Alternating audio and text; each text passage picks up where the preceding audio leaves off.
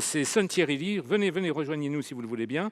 Vous avez une triple légitimité pour, en fin de compte, aborder cette question. Vous êtes le président et le cofondateur de GrisLab. C'est une jeune entreprise qui travaille sur la pédagogie numérique. Vous êtes vous-même enseignant-chercheur, docteur en économie, issu de Normal Sup, excusez du peu. Et vous êtes aussi responsable fondateur de ce qui s'appelle le pôle PESUS. Ce sont les programmes pour l'égalité scolaire et universitaire au sein de l'ENS. Il s'agit de bâtir de la confiance et pas simplement d'acquérir des connaissances ou des compétences. Et vous avez aussi, en parallèle de ces diverses activités, vous êtes expert... Il faut savoir tout faire dans la vie, Edgar. Voilà. Donc, faites-nous 65 virages, si vous voulez, au passage. Et on va juger de l'agilité de Son Thierry. Et vous êtes également expert éducation à France Stratégie. C'est un organisme qui est lié au Premier ministre et qui travaille justement sur cette question. Alors, on écoute tout de suite votre intervention, dont on voit qu'elle sera à plusieurs dimensions. Merci beaucoup. Bonjour à tous. Merci beaucoup de m'avoir invité à cette présentation. Alors, ce qui est intéressant, c'est que je ne vais pas vous parler en détail de tout ce que je fais. On m'a demandé d'intervenir en parlant un peu de mon parcours et de la manière, surtout, dont la confiance avait structuré mon parcours.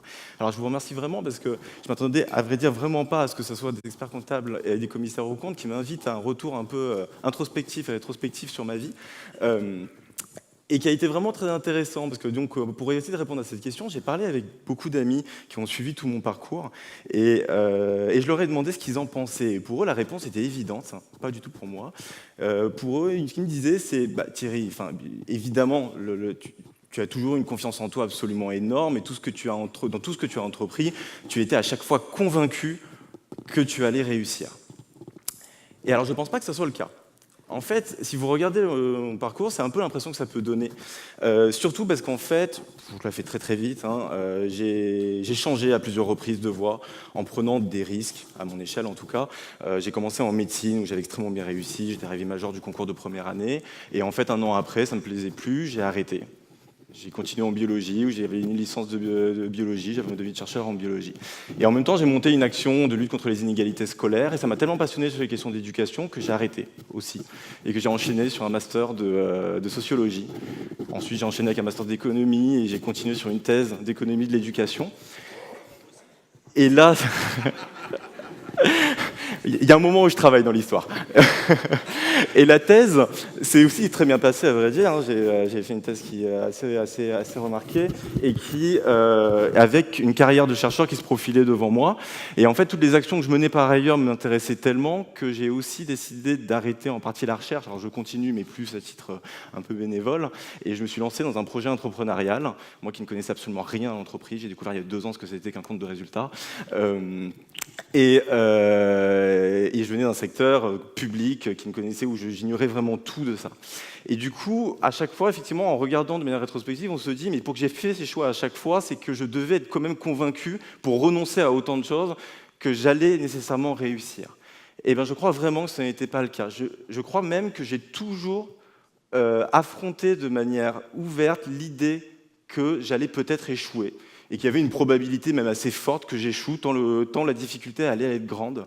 Et qu'au fond, j'ai jamais été convaincu que j'allais réussir. Ce dont j'ai toujours été convaincu, en revanche, et ma confiance en moi, c'est de cette manière-là qu'elle s'exprimait, c'était le fait que, quel que soit ce qui allait se passer, même si j'allais faire des erreurs, même si j'allais éventuellement échouer, j'allais rebondir derrière. J'allais apprendre énormément, et j'allais en ressortir grandi. C'est-à-dire qu'au fond, ce qui était important, ce n'était pas tant l'issue de tout ça, que le trajet, que l'aventure, dans lequel j'allais forcément apprendre beaucoup et qui me permettrait après, de toute façon, de faire d'autres choses, même si ce que j'allais entreprendre là allait échouer. Alors si je vous raconte tout ça, ma vie, on ne s'y intéresse pas tant que ça. Le message auquel je voulais surtout arriver, c'est que je pense qu'on entend beaucoup de discours qui décrètent la confiance, en demandant aux gens « mais prenez confiance, osez, arrêtez de vous censurer ». Je crois que ce n'est pas quelque chose qui se décrète. La confiance, elle vient avant tout... J'ai mon micro qui se barre en même temps. D'accord. Je crois que si on veut que les gens aient confiance, de manière générale, il faut avant tout qu'on change quelque chose qui est quand même très problématique en France, qui est notre rapport à l'erreur et à l'échec, qui est quand même un des énormes problèmes. dont on peut accuser en partie l'école, un sujet que je connais bien évidemment, où l'erreur n'est pas tant vue comme quelque chose qui va nous permettre d'apprendre, mais comme un critère d'évaluation qui va nous permettre de savoir qui peut aller en voie professionnelle plutôt qu'en voie générale, pour le faire de manière un peu caricaturale. Mais au fond, ça va plus loin que ça, c'est toute notre société qui cherche toujours à classer les gens. Et on le voit dans notre rapport, le rapport qu'on peut avoir par exemple au retour aux études, le fait qu'on fait quelque chose qu'on valorise très peu, qu'on valorise beaucoup la précocité. Finalement, ce n'est pas ceux qui ont essayé, qui échouent, qui se relèvent, qui évoluent, qu'on valorise, que ceux qui le plus tôt et le plus jeune possible étaient déjà brillants.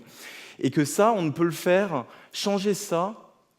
Vous savez, c'est quelque chose, par exemple, quand j'enseigne aussi en master, qu'on voit tout de suite dans les salles de classe quand on a des étudiants étrangers. On a la moitié d'étudiants qui sont étrangers. Et tous les étudiants, notamment anglo-saxons, participent tout le temps. Ils lèvent tout le temps le doigt, ils posent tout le temps des questions. Les Français ne parlent jamais. Et tous les professeurs d'enseignement supérieur vous le diront.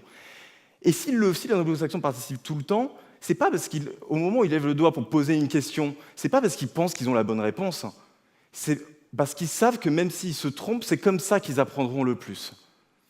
Et c'est ça vraiment le plus important dans cette histoire, et je crois que ça demande à ce qu'on valorise, pas simplement la prise de risque, parce que finalement on le dit beaucoup, il faut aller plus loin que ça, c'est presque l'échec et l'erreur qu'il faut valoriser, dans ce qu'elle apporte à la personne au niveau individuel, mais dans ce qu'elle nous apporte socialement sur un plan collectif aussi. Parce que finalement, l'erreur, j'ai presque envie de dire, c'est une ressource collective. S'il y a des gens qui réussissent, on ne va pas se leurrer, c'est parce que d'autres gens ont échoué avant.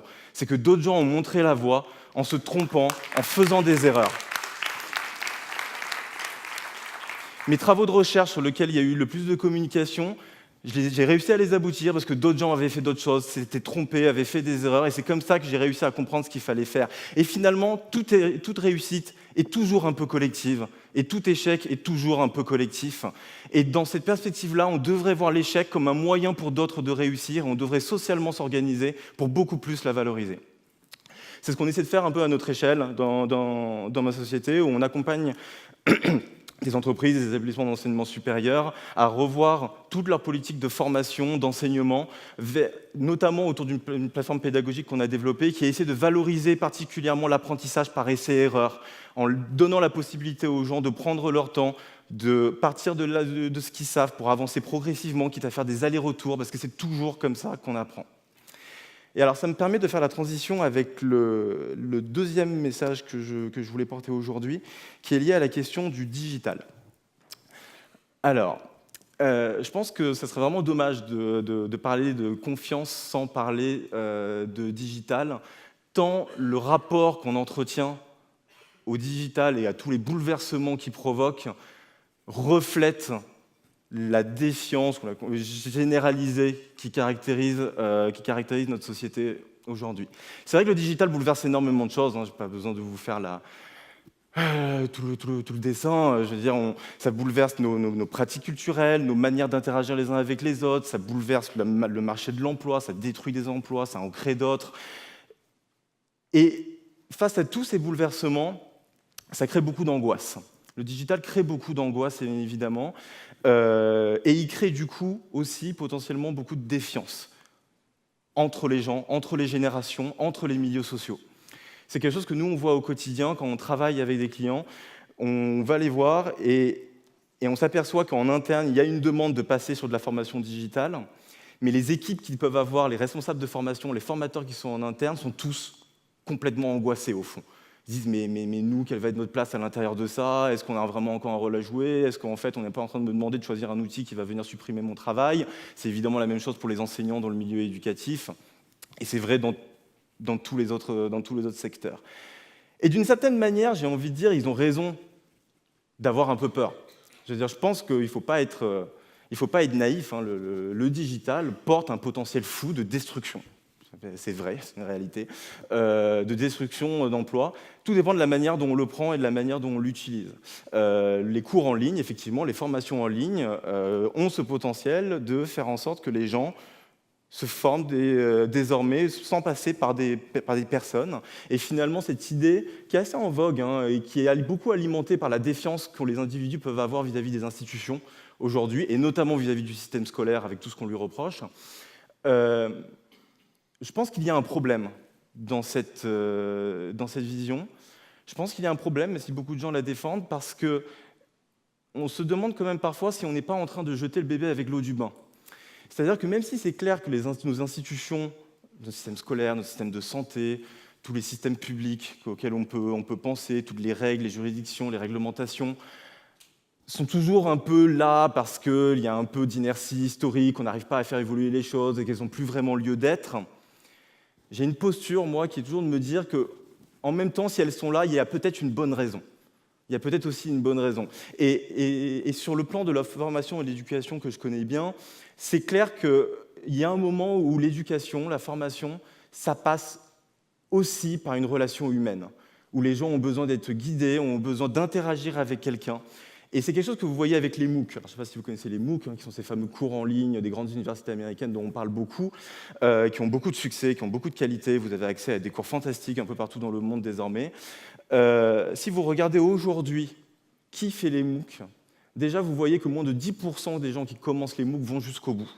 Et quand vous regardez le profil des gens qui vont jusqu'au bout, vous voyez que ce sont dans l'immense majorité des diplômés de l'enseignement supérieur, c'est-à-dire des gens qui réussissaient déjà finalement très bien à apprendre. Qu'est-ce que ça révèle ? Ça révèle que le numérique tout seul, demander aux gens de se former tout seuls derrière leur ordinateur, ça peut faire une chose très forte, c'est accroître les inégalités, alors même que les gens qui prônent ce mode d'apprentissage reprochent au système scolaire actuel d'accroître les inégalités.